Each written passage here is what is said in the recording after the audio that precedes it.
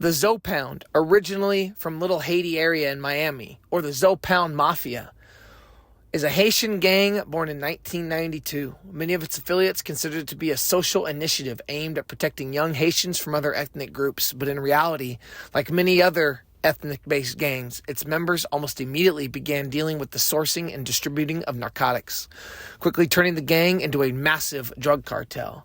As the years went by, the Zoe Pound also began accepting an increasing number of members. At some point, there was an estimated roughly 25,000 members in the Miami, Florida area alone.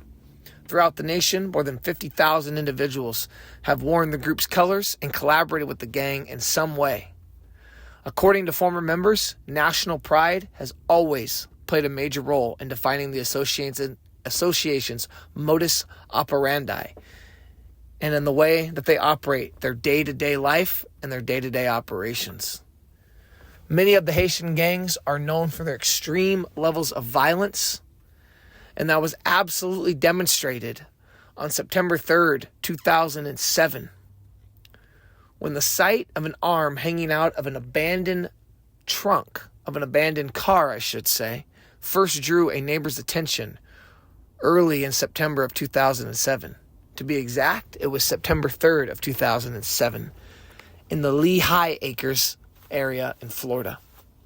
Investigators soon found the bodies of 3 Bonita Springs, Florida men inside the vehicle, which had been dumped in a field in that Lehigh Acres area. The victims were identified as 55-year-old Willard Reed Graham, 44-year-old Scott Highfill, and 35-year-old Robert Barkley, who had each died from a single gunshot wound to the head. Highfill was found in the trunk of a silver Hyundai, while Graham and Barkley were each found in the back seat. Investigators described the deaths as a massive drug turf battle, and according to varying accounts, a convoluted chain of events led to the shootings, which were possibly misplaced retribution for an earlier robbery in the middle of a cocaine deal at the home of one of the victims. By November, 3 people had been charged in the triple homicide: Lubert Jules, Peter Belvillis, George Guerrier, and 27-year-old Wesnell Isaac, who was a verified Zoe Pound Mafia member and was believed to be the ringleader of the gang, and was also believed to have killed 2 of the 3 victims, with Lubert Jules firing the 3rd fatal shot. Over the next 7 years, Wesnell Isaac went on the run, where authorities believed he escaped to Haiti. Eventually, Wesnell Isaac was brought to justice, and he would eventually face a trial and a court hearing for the 3 slayings. Reed Graham is remembered by his family as one of the most gentle people they knew. A 55-year-old stroke victim, Graham was disabled and blind in one eye, certainly not a threat to anyone around him. But his life was brought to an abrupt end in September 2007 when he and 2 friends were kidnapped from Graham's home in Bonita Springs, murdered, then left in the back seat of an abandoned car in Lehigh. This was in retaliation for the drug ripoff. It just so happened that it happened at his house. He had nothing to do with it. They were actually unfortunate victims. Investigators say 4 people are responsible for the triple homicide. In the weeks following the murders, 3 suspects were arrested. One of them, Lubert Jules, was eventually handed down 3 life sentences for his role in this heinous crime. But the 4th, and maybe the most dangerous, Wesnell Isaac, is still on the run, and this week he was added to the U.S. Marshals top 15 most wanted in the entire nation. They are extremely dangerous and sociopathic. I mean, they are, it's a business, it's a drug war, it's staking out turf. Without a doubt, Wesnell Isaac is one of the most violent criminals in Southwest Florida. In addition to being named as one of the shooters in the triple homicide, he's also wanted in connection with a home invasion robbery in North Fort Myers just a week earlier. But the problem is that he's involved in drug circles, and so many people are afraid to talk, worrying that they may be the next target on his list. Other people that knew these things were going on saw Wesnell Isaac with an AK-47. No one wanted to come forward and speak to the police because they were all scared for their own safety. And until the day Wesnell Isaac is back behind bars for good, his path of murder and drugs will likely continue. It's how he makes his money, and it's the lifestyle that he's chosen to live. You call Crime Stoppers, and let us know where he's at so we can get him off the street before he does this to someone else. For Southwest Florida Crime Stoppers, I'm Trish Rao. He's a guy that needs to be in jail. That's exactly where he's at. Do you have any regret for the people you murdered? Do you have any regrets? What do you say to those families?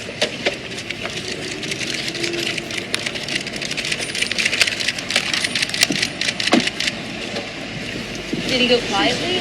Did he come into custody quietly, or did he put up a fight?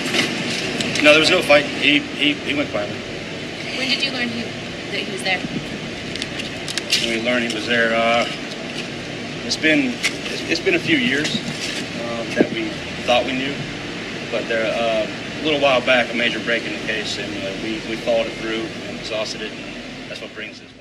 The most dangerous man in Southwest Florida goes to court nearly a decade after the brutal murder of 3 men. Investigators say Wesnell Isaac is a violent gang member with an extensive criminal history. Good evening, I'm Kelly Burns. And I'm Peter Bush. Isaac is accused of executing 3 men in Bonita Springs nearly a decade ago. It took marshals 7 years to track him down in Haiti.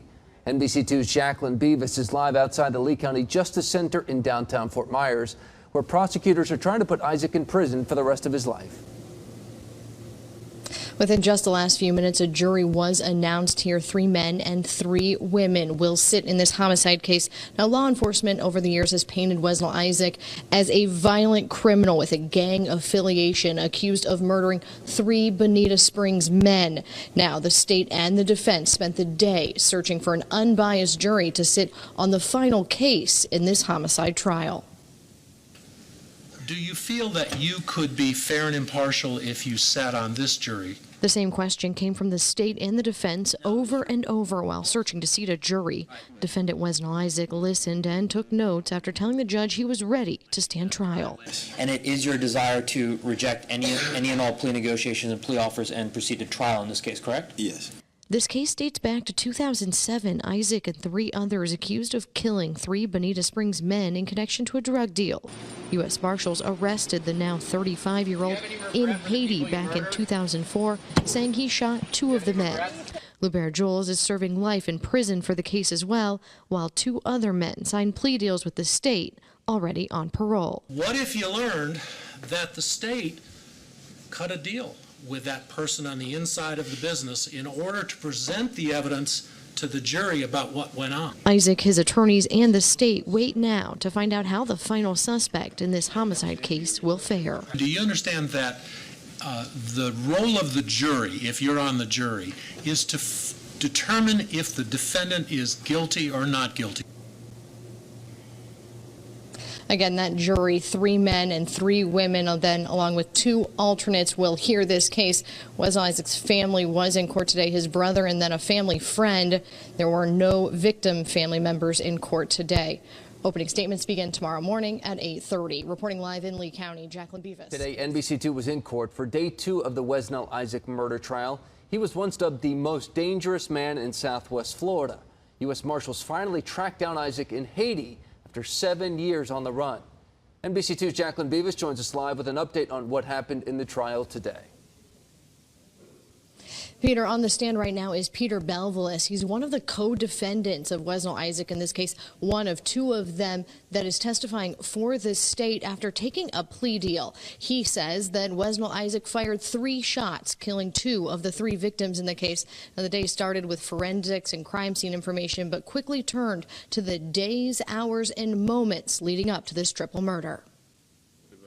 The whole situation. It basically came down to a turf war. That's how one former drug user described the crimes of robbery and attacks leading up to the murders. There was the hole in the window, there was the entry into the seat, the exit through the seat, and then into Mr. Barkley's back. Photos and details of the crime scene, some even too graphic to show on TV, gave the jury an idea of the crimes that killed 3 Bonita Springs men. The muzzle was approximately 2, perhaps 3 feet from Mr. Highfield when it was fired. This is Wesnell Isaac looking over photos of the victims just before one of the family members of the victims took the stand. I could hear a bunch of commotion on the other side of the wall, but that was it. We're protecting her identity, but she shares her final memories of seeing the victims before the deadly September morning in 2007. I looked at the clock at 2 o'clock, and he gave me a kiss, told me he loved me, and he laid down next to me. I woke up at 6:10 in the morning, and he was gone. Peter Belvis has been on the stand for about an hour now. We do expect the state to potentially rest sometime this evening, and then the defense will have their chance. It's unclear yet if Isaac will take the stand in his own defense. Reporting live in the Lee County Justice Center, Jacqueline Beavis. News at 5. Right now, closing arguments are happening for the man dubbed the most dangerous criminal in Southwest Florida. Today, Wesnell Isaac took the stand in his own defense. At the end, I feel like, I'm going to make every effort to, to tell, what really happened. Prosecutors say Isaac killed these 3 Bonita Springs men as retaliation over a drug ripoff. Isaac then fled to Haiti for 7 years before U.S. Marshals tracked him down. NBC2's Jacqueline Beavis joins us now live. She was in the courtroom as Isaac took the stand. In the last few minutes, those closing arguments have just wrapped up. The jury now receiving instructions from the judge in the courtroom before they begin deliberating. Over the past 2 days, they've heard different stories of how 3 men ended up dead in Lehigh Acres. Today, though, they heard an account from Mr. Wesnell Isaacs himself. Ever seen that man? No, sir. Number 12. Ever in your life seen that man alive? No, sir. Wesnell Isaac tells the jury he has no knowledge of these 3 men, Willard Graham, Scott Highfill, and Robert Barkley, found murdered in 2007. Tell me where you were on the evening of September 1st when these men were abducted. Why would it be important for me to remember unless, it wasn't a big event for me? A co-defendant who took a plea deal in connection to the kidnappings and murders says Isaac killed 2 of the victims. He gets out, he shoots one round into the rear back window, then continues to walk towards the driver back seat and then shoots one time in there. Isaac tells the jury he only knew the co-defendants through his drug business. If they was buying, I sold it to them. But denies any other connection to the defendants, the victims, or even the weekend of the murders. If I would be thinking about them, which means I know about them, how would I think about something I didn't know about? Leaving the jury with lots of stories to compare about what happened in September of 2007. A lot of time to think about what you were going to tell this jury, huh? Think is something, but what is true cannot be twisted. You could ask me this 100 times, I'm going to tell you the same thing. Family of Wesnell Isaac has been in the courtroom throughout this entire trial. They remain in there now again while jury gets their instructions. This case will be in the hands of the jury any minute now. Reporting live at the Lee County Justice Center, Jacqueline Beavis, NBC2. What's going on, you guys? Welcome back. Another episode of Greenlit Gang TV. Appreciate you guys checking out the channel. This was a request from someone who left a comment in one of my videos probably a couple months ago. They said, hey, cover the Zoe Pound Mafia. I had actually remember back in the day when History Channel used to do that really cool show. Leave a comment down below. I forget the name right now as I'm doing this. They used to cover all the street gangs. Remember, they did the Fresno Bulldogs. They did some other ones, and the Zoe Pound was one of them that they covered. So when I saw the comment, I went, absolutely, let's do it. Started searching for a story and came across this one. Really, really interesting. There's layers to it.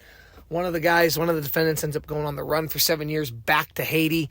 And yeah, so really quick, what we covered in the intro, the Zoe Pound Mafia originated in the 90s and quickly they rise to power. And what I said in the intro, I didn't want to say it the wrong way, but basically what I was saying is all of these street gangs that I cover, all of these ethnic-based street gangs, including not just people of color, but the Aryan Brotherhood, they all start out as, they say, like, well-intentioned, right? We're just trying to protect our own. We're just trying to help each other out, be there. And you get it. These immigrants coming from a Haitian, a totally different country. They come to Florida. There's an area called Little Haiti. They're looking out for each other. They develop a gang for, quote, just protection purposes. But like it talks about, it quickly develops into a criminal enterprise, a criminal syndicate. And that's where these crazy number comes out of, 50,000 national members.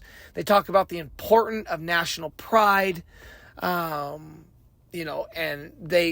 it's insidious, right? It creeps into drug trafficking, armed robberies, murder, and then they try to creep into legitimate businesses, hip hop. You see that with someone like a Kodak Black.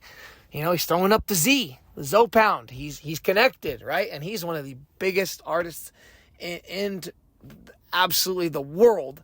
And they just were bringing a massive amount of drugs into the United States in the 90s. In Florida, it's Florida. It's another reason I want to do this story, right? It's Florida. Florida's crazy. Florida's known for just off-the-wall people, off-the-wall stories. And, the Zoe Pound took over quickly. They took over the prison system quickly. And that's what brings us to this story, is these 4 defendants: Wisnell Isaac, Peter Belvillis, George Guerrier, and Lubert Jules. On September 3rd, 2007, they do 3 men, 3 white men: Robert Barkley, Scott Highfill, and Willard Graham. And the reason I said 3 white men is because immediately when you see this story, you've got 4 Zoe Pound Haitian gang members, 3 older white guys in their mid-40s, early 50s. As someone who struggled with drugs in the past, as someone who's been around it, as someone who's been in and out of the streets for, let's just say the last 10, 15 years of my life, you're not crossing paths with certain people unless there's a common bond. And that common bond tends to be drugs. I'm just going to say it. You can tell right away in the 3 pictures of the gentlemen that died. And what happened to them was horrible. They didn't deserve it in any way, shape, or form. Nobody deserves that at all. But you can tell they all struggled with substance abuse. It's just on the face. I'm in my early 30s, but there are pictures of me, mugshots of me, where you can tell I'm either under the influence or I've been on a run, right? I've been using for a while. My face is hardened. It looks different. So with these guys in their 40s and 50s, right? It's going to happen. Willard Reed Graham was 55 years old. Scott Highfill was 44. And Robert Barkley was 35 years old. They all died of a single gunshot wound. And what they said happened was, investigators said basically they got involved in the middle of a nasty turf battle, and they paid for it with their lives. So what ends up happening is Lubert Jules, one of the main defendants, and they actually said that Wisnell Isaac killed 2 of them. Lubert Jules killed a 3rd man. They said Lubert Jules killed the man in the trunk. Wisnell Isaac killed the two guys that were in the backseat of the car. What they said happened is Lubert Jules was dealing cocaine and crack to the group at Graham's Esplanade Street home in Bonita Springs, Florida, when a disagreement breaks out over a transaction which ended with one of the party members calling rival drug dealers. And that to me is just crazy. I don't know what you expect to happen when you call rival drug dealers. Well, the rival drug dealers show up, and who are they? They're believed to be members of the rival to the Zoe Pound, the Latin Kings Street Gang, another nationally recognized gang who I've made a couple videos on. They force Lubert Jules off the property at gunpoint and proceed to rob him of his money and drugs. Obviously, it goes without saying, this aggravates Lubert Jules, who then turns around, tells Wisnell Isaac. And Isaac seems to be the leader of all this. He's a certified Zoe Pound Mafia member. He's the older one of the group. He seems to be kind of calling the shots. And there's a reason Jules called him, right? You're not going to call somebody below you. You're going to reach out to somebody upper than you. Hey, kind of get some guidance. What do you want to do about this? And that's what he does. And, you better believe Wisnell Isaac is ready to go. So Isaac says, all right, they go and they grab Peter Belvillis and they grab George Guerrera. They then return to the home later that night seeking vengeance. They go looking for the rival drug dealers that did this to him. Of course, the rival drug dealers aren't there. They turn their attention to the 3 gentlemen who were kind of obviously, and I'm assuming one of these guys, Graham, Highfill, or Berkeley, is the one that called the rival drug dealers. And again, I don't know what they expected to happen by having all this happen, but it's like, God, you put yourself in such a dangerous spot. 1, just by being involved, but by 2, it's like you just had these Latin kings that you called robbed this Zoe Pound member, and then you're just hanging out like nothing. But regardless, they're there, they're at the house, they're inside the home. Well, they get herded into a vehicle by the 4 men. They then get driven to an area in Lehigh Acres, an abandoned field, and each one is shot in the head. And then on September 3rd, 2007, witnesses find the body, and that's where we talked about the arm sticking out. Detectives contend that Lubert Jules shot Highfill. He was found in the trunk, and they say Wisnell Isaac shot the other 2. Now, the bodies were initially found by a passerby, all right? Quickly, the 2 that they recruited, that Jules and Isaac recruited, which were Peter Belivis and George Guerrera, they end up copping out pretty early. They cooperate right away, all right? They end up copping out. They end up just being able to plead to 3 counts of accessory after the fact, and they each got sentenced to 8 years. Jules' attorney, Jules takes it all the way, and his attorney, he gets convicted. Jules' attorney fights for a new trial. Well, all this is going on. Wisnell Isaac had taken off. He took off to Haiti, and he was on the run for 7 years. So at the time of the murders, he was only like 26 or 27 years old. He doesn't get picked up until he's in his mid-30s.